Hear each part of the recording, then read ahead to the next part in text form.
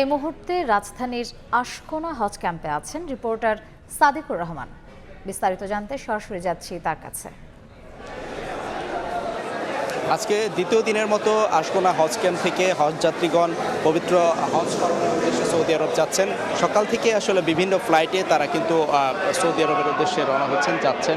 এখানে আশকোনা হজ ক্যাম্পে যাবতীয় কার্যক্রম শেষ করে এবং এখানে যে বাংলাদেশ অংশের যে ইমিগ্রেশন সেটা খুব সুন্দরভাবে নির্বিঘ্নে শেষ করে তারা যাচ্ছেন, প্রিয়জনদের কাছ থেকে বিদায় নিয়ে পবিত্র হজ পালনের উদ্দেশ্যে যাচ্ছেন। এবং এখান থেকে আমরা যতটুকু জানছি যে হাজিগণ এহরাম বেঁধে হজ পালনের উদ্দেশ্যে কিন্তু রওনা হচ্ছেন। সেক্ষেত্রে এখান থেকে মুআল্লিমগণ তারা লাব্বাইক আল্লাহুম্মা লাব্বাইক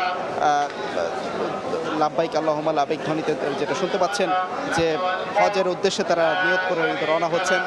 এবং এই ক্ষেত্রে আমরা আসলে একটু জানিয়ে রাখি যে আজকে 13টি ফ্লাইটে আজকে 5,530 জন হজযাত্রী সৌদি আরবের উদ্দেশ্যে রওনা দিবেন।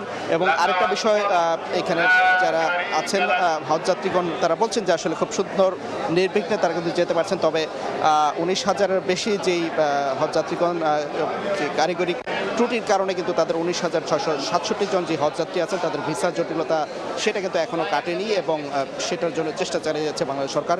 এবং একটা বিষয় যে হজযাত্রীগণ এবার বাংলাদেশ থেকে মোট 87,100 জন হজযাত্রী সৌদি আরবে যাবেন এবং এর মধ্যে 5,200 জন সরকারি ব্যবস্থাপনা এবং 81,900 জন বেসরকারি ব্যবস্থাপনায় হজ পালন করবেন।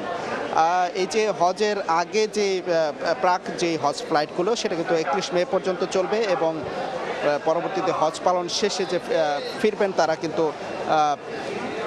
10 জুন থেকে ফিরতে শুরু করবেন। এবং এখানে কোনো ধরনের ভোগান্তি না হয় এবং সরকারের পক্ষ থেকে বলা হয়েছে। সরাসরি ছিলাম আশকোনা হজ ক্যাম্পে।